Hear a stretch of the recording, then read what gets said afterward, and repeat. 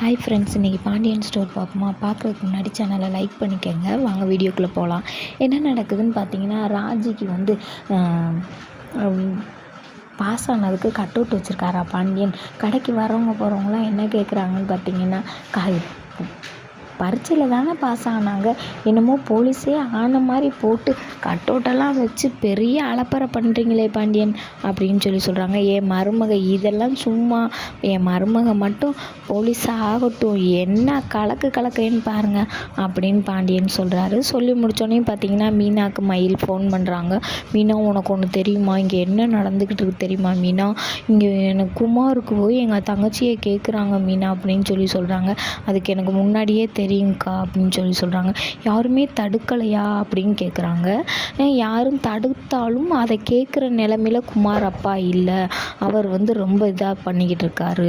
இல்லை மீனா, எனக்கு இது நாள் வரைக்கும் தெரியவே தெரியாது. இன்றைக்கி தான் எனக்கும் என் தங்கச்சிக்கும் தெரியும். எவ்வளோ சொல்லி பார்த்தாலும் எங்கள் அம்மா கேட்க மாட்றாங்க. இன்னும் 1 நாள் 2 நாளில் நிச்சயம் வைக்க போகிறாங்க மீனா அப்படின்னு சொல்கிறாங்க. அதோட நாடகம் முடிஞ்சுச்சு.